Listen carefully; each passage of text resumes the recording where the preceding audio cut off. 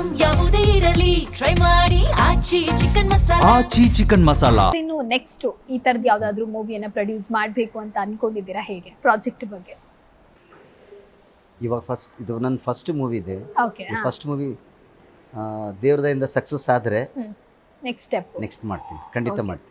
So ಈಗ ಪ್ರತಿಯೊಬ್ರು ಕೂಡ ಯಾಕೆ ನಿಮ್ಮ ಸಿನಿಮಾ ಶೇರ್ ಸಿನಿಮಾವನ್ನ ಥಿಯೇಟರ್ಗೆ ಹೋಗಿ ನೋಡ್ಬೇಕು? ಚೆನ್ನಾಗಿ ಅನಿಸ್ತದೆ ಥಿಯೇಟರ್ ಬಿಗ್ ಸ್ಕ್ರೀನಲ್ಲಿ ನೋಡಿದ್ರೆ.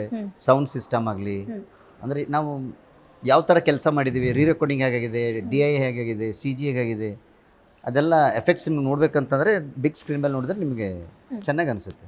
ಓಕೆ, ಸೊ ಕೊನೆಯದಾಗಿ ನಿಮ್ಮ ಡೈರೆಕ್ಟರ್ ಬಗ್ಗೆ ನೀವು ಹೇಳೋದಾದ್ರೆ ಏನು ಹೇಳ್ತೀರಾ? ಅವ್ರ ಬಗ್ಗೆ ಏನು ಹೇಳೋದೇನಿಲ್ಲ, ಪಾಪ ಒಳ್ಳೆ ಡೈರೆಕ್ಷನ್ ಮಾಡಿದ್ದಾರೆ.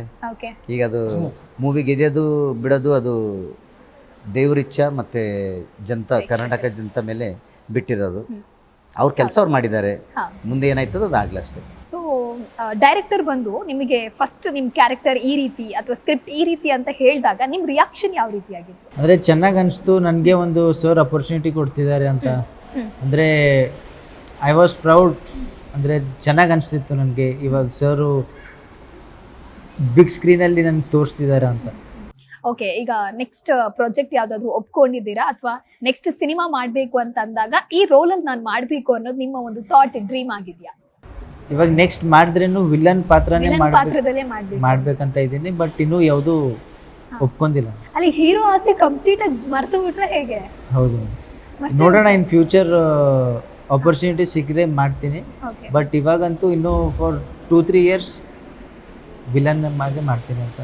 ಓಕೆ, ಸೊ ಒಂದು ಡೈಲಾಗ್ ಹೇಳ್ಬೋದಾ? ಡೈಲಾಗ್ ಹೇಳೋದಂದ್ರೆ ಏನೂ ಇರಲಿಲ್ಲ, ಡೈರೆಕ್ಟರ್ ಸರ್ ನನಗೆ ಡೈಲಾಗೇ ಕೊಡಲಿಲ್ಲ ಇಡೀ ಮೂವಿಯಲ್ಲಿ. ಹೌದು, ಅದಕ್ಕೊಂದು ಕಾರಣ ಇದೆ. ಬೇಸಿಕಲಿ ಅವ್ರು ಉತ್ತರ ಕರ್ನಾಟಕದವರು, ಲ್ಯಾಂಗ್ವೇಜ್ ಪ್ರಾಬ್ಲಮ್. ಓಕೆ, ಅವ್ನು ನಾನು ಅದನ್ನೇ ಹೇಳಿದ್ದು, ಕ್ಯಾರೆಕ್ಟರ್ ನಾನು ತುಂಬಾ ಇಂಟೆಲಿಜೆಂಟ್ ಆಗಿ ಪ್ಲೇ ಮಾಡಿದ್ದೀನಿ. ಆ ಕ್ಯಾರೆಕ್ಟರ್ ನೋಡಿದ್ರೆ ಭಯ ಪಡಬೇಕು. ನಿಮ್ಗೆ ಕೆಲವೊಂದು ನಟರು ನೋಡಿ ನೀವು ಕಂಡಲ್ಲೇ, ಮತ್ತೆ ಈಗ ನಾನಾ ಪಾಟೇಕರ್ ನೋಡಿದ್ರೆ ಅವ್ರ ಡೈಲಾಗ್, ಹೌದು ಒಂದೊಂದು ಸಿನಿಮಾಲಿ ತುಂಬಾ ಮಾತಾಡ್ತಾರೆ, ಒಂದೊಂದು ಸಿನಿಮಾಲಿ ಅವ್ರು ಬರೀ ಆ ಲುಕ್ಸ್ ಅದರಿಂದಾನೇ ಇದ್ ಮಾಡ್ತಾರೆ. ಸೊ ಆ ಕ್ಯಾರೆಕ್ಟರ್ ನೋಡಿದ್ರೆ ಎದುರ್ಬೇಕು.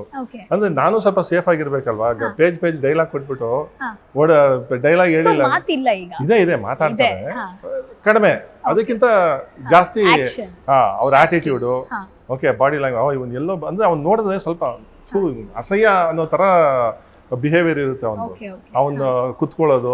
ಅವನಿಗೊಂದು ಬ್ಯಾಕ್ ಗ್ರೌಂಡ್ ಸ್ಕೋರ್ ಮಾಡಿದ್ದಾರೆ, ಅದು ಎಲ್ಲರೂ ಸೇರಿ ಮಾಡಿರೋದು. ಅವನು ಹೆಂಗೆ ಅಂದ್ರೆ ಅವನ ಸುತ್ತಮುತ್ತ ಅವನ ಸರೌಂಡಿಂಗ್ ಅಲ್ಲಿ ಹೆಣ್ಮಕ್ಳು ಎಲ್ಲೇ ಇದ್ದು ಅವನಿಗೆ ಗೊತ್ತಾಗ್ಬಿಡುತ್ತೆ. ಆ ತರ ಅವನು ಈ ಸ್ಮೆಲ್ ಅಲ್ಲೇ ಅವನಿಗೆ ಅಂದ್ರೆ ನನ್ನ ಸುತ್ತ ಎಲ್ಲೋ ಈ ತರ ಇದೆ ಅನ್ನೋದು. ಸೊ ಅಷ್ಟೇ ಸಾಕು ಒಂದು ಕ್ಯಾರೆಕ್ಟರ್ನ ನೀವು ಇದ್ ಮಾಡಕಂದ್ರೆ ಒಂದು ಚಿಕ್ಕ ವಿಷಯದಲ್ಲಿ, ಈಗ ಯಾರೋ ಒಂದು ನೆಗೆಟಿವ್ ಕ್ಯಾರೆಕ್ಟರ್ ಅನ್ನೋದು ಇನ್ನೊಂದು ಕ್ಯಾರೆಕ್ಟರ್ ಇದೆ, ಅವ್ನು ಕೆಟ್ಟವನು, ಅವ್ನು ಸರಿ ಇಲ್ಲ ಅಂತ ಹೇಳ್ಸೋದು ಒಂಥರ. ಸೊ ಇದನ್ನ ನಾನು ಇನ್ನೊಂದ್ ತರ ಪ್ಲೇ ಮಾಡಿದೀನಿ. ಮ್ಯೂಸಿಕ್ ಅಲ್ಲೇ ಹೇಳ್ಬೇಕು ಅವನ್ನ, ಆ ಒಂದು ಮ್ಯೂಸಿಕ್ ಅವ್ನಿಗೆ ಸಪ್ರೇಟ್ ಆಗಿ ಅವನಿಗೊಂದು ಥೀಮ್ ಬರುತ್ತೆ. ಅವ್ನು ಬಂದಾಗ ಇವನ್ ತೋರಿಸಿದಾಗ ಆ ಥೀಮಲ್ಲೇ ಗೊತ್ತಾಗಬೇಕು ನೋಡೋರಿಗೆ, ಅವನೇನು ಅಂತ ಹೇಳೋದು ಬೇಕಾಗಿಲ್ಲ, ಆ ಮ್ಯೂಸಿಕಲಿ ಹೇಳ್ಬೋದು ಅವನೇನು ಅಂತ. ಸೊ ನಾನು ಆಕ್ಚುಲಿ ಸ್ವಲ್ಪ ಸೇಫ್ ಆಗಿ ಅಷ್ಟು ರೆಸ್ಪಾನ್ಸಿಬಿಲಿಟಿ ನಿಮಗೆ ಖಂಡಿತ ಇರುತ್ತೆ. ಸೊ ಆಸ್ ಎ ಡೈರೆಕ್ಟರ್ ಆಗಿ ಶೇರ್ ಸಿನಿಮಾವನ್ನ ಯಾಕೆ ಜನರು ಹೋಗಿ ಥಿಯೇಟರ್ಗೆ ನೋಡ್ಬೇಕು? ನಿಮ್ಮ ಸಿನಿಮಾಗೆ ಬೆಂಬಲವನ್ನ ಯಾಕೆ ನೀಡಬೇಕು? ಈಗ ನಾನು ತುಂಬಾ ಡೌನ್ ಲೈನ್ಸ್ ಅಲ್ಲಿ ಹೇಳ್ಬೇಕಂದ್ರೆ, ದಯವಿಟ್ಟು ಕನ್ನಡ ಸಿನಿಮಾನ ಉಳಿಸಿ. ಓಕೆ, ಅದು ಬೆಸ್ಟ್. ಮುಂಚೆ ಒಂದು ಟೈಮಲ್ಲಿ ನನ್ನ ಫ್ರೆಂಡ್ಸ್ ಎಲ್ಲ ಹೇಳೋರು, ಎಲ್ಲಾ ಸಿನಿಮಾ ನೋಡಿದೆ ಏನಕ್ಕೆ ನಮ್ಮ ಕನ್ನಡ ಸಿನಿಮಾಗಳು ಚೆನ್ನಾಗಿದೆಯೋ ಬಿಡ್ತೀವಿ, ನಾನು ಥಿಯೇಟರ್ ಹೋಗಿ ನೋಡ್ಬೇಕು. ಆ ಥರ ನಾನು ಸುಮಾರು ಕೇಳಿದ್ದೆ.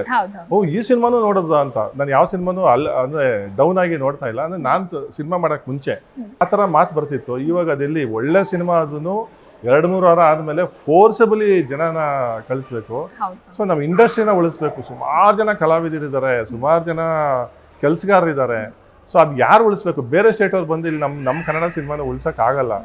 ಒಂದು ಸಾಫ್ಟ್ ಕಾರ್ನರ್ ಇಟ್ಕೊಳ್ಳಿ ದಯವಿಟ್ಟು ಕನ್ನಡ ಸಿನಿಮಾನ. ಇದು ಇತಿಹಾಸ ಇರೋವಂಥದ್ದು ಕನ್ನಡ ಇಂಡಸ್ಟ್ರಿ ಅನ್ನೋದು. ಮೊನ್ನೆ ಬಂದಿರೋದಲ್ಲ, ಸುಮ್ಮನೆ ಬಂದಿದೆ. ಈಗ IT ಇಂಡಸ್ಟ್ರಿಗಳು ಕೆಲವು ಬರ್ತವೆ, ಒಂದು 3 ವರ್ಷ ಆದ್ಮೇಲೆ ಬಿಸ್ನೆಸ್ ಆಗಿಲ್ಲ ಅಂದ್ರೆ ಮುಚ್ಕೊಂಡು ಹೋಗ್ತಾರೆ, ಇನ್ನೊಂದೇನೋ ಬರುತ್ತೆ ಹೋಗುತ್ತೆ. ಇದು ಹಂಗಲ್ಲ. ಇದು ನಿಮಗೆ ಎಷ್ಟು ಇತಿಹಾಸ ಇದೆ ಕನ್ನಡ ಸಿನಿಮಾ ಇಂಡಸ್ಟ್ರಿ, ಅದನ್ನ ನಾವೇ ಉಳಿಸ್ಕೋಬೇಕು ಅಲ್ವಾ? ದಯವಿಟ್ಟು ಬನ್ನಿ. ಚೆನ್ನಾಗಿಲ್ಲ ಅಂತ ಹೇಳಿ ಏನು ಚೆನ್ನಾಗಿ, ಇವತ್ತು ರಿವ್ಯೂಗೆ ಏನೇನೋ ಇದೆ, ಅದನ್ನು ನಾವು ಕಲಿತೀವಿ. ಓಕೆ, ಸೊ ಆಮೇಲೆ ಬೆಸ್ಟ್ ವಿಜುವಲ್ಸು ಎಲ್ಲೂ ನಿಮಗೆ ಥಿಯೇಟ್ರ್ ಎಕ್ಸ್ಪೀರಿಯನ್ಸ್ ಏನು ಬೇಕು, ಸೌಂಡಿಂದ ಎಕ್ವಿಪ್ಮೆಂಟ್ಸಿಂದ ತುಂಬ ಚೆನ್ನಾಗಿ ನಾವು ಮಾಡಿದ್ದೀವಿ. ಸೊ ಒಂದ್ಸಲ ಬಂದು ನೋಡಿ. ಆಮೇಲೆ ಇನ್ನೊಂದೇನೆಂದರೆ, ಸುಮಾರು ಜನ ಕಲಾವಿದರಿದ್ದಾರೆ, ಅವರಿಗೆಲ್ಲ ಒಂದು ಲೈಫ್ ಆಗುತ್ತೆ. ಅಷ್ಟು ಧೈರ್ಯ ಮಾಡಿರೋಂಥ ಪ್ರೊಡ್ಯೂಸರ್ಗೆ ಸಪೋರ್ಟ್ ಮಾಡಿ. ಅವ್ರು ಮಾಡಿದ್ರೆ ನಾಳೆ ದಿವಸ ಇವತ್ತು ಯಾರು ಬಂದು ಸಿನಿಮಾ ನೋಡ್ತಾರೆ ಅವ್ರ ಮನೆಯಿಂದನೇ ಯಾರೋ ಹೊಸಬರು ಬರ್ಬೋದಲ್ವಾ ನಟರುಗಳು ಅವರೆಲ್ಲ ಅಂತ ಯಾರು ಚಾನ್ಸ್ ಕೊಡ್ತಾರೆ? ಹೌದು. ಪ್ರೊಡ್ಯೂಸರ್ ತಾನೇ ಕೊಡಬೇಕು, ಡೈರೆಕ್ಟ್ರ್ ಹೋಗಿ ಅಪ್ರೋಚ್ ಮಾಡ್ಬೋದು ಅಷ್ಟೇ. ಸೊ ನಿರ್ಮಾಪಕರನ್ನ ಉಳಿಸಿ ಥಿಯೇಟ್ರಿಗೆ ಬಂದು ಸಿನಿಮಾ ನೋಡಿ, ಬೇರೆ ಏನು ಆಪ್ಷನ್ನೇ ಇಲ್ಲ. ನಾವು ಇಟ್ಸ್ ಅ ಕೈಂಡ್ ರಿಕ್ವೆಸ್ಟ್ ಅಷ್ಟೇ. ಸೊ ನಿಮ್ಮ ಹೋಲ್ ಟೀಮ್ ಬಗ್ಗೆ ಫೈನಲ್ ಆಗಿ ಹೇಳೋದಾದ್ರೆ ಅಮೇಸಿಂಗ್. ನಾನು ಇನ್ನೂ ಒಂದು 10 ಸಿನಿಮಾ ಬೇಕಾದ್ರೆ ಮಾಡ್ತೀನಿ.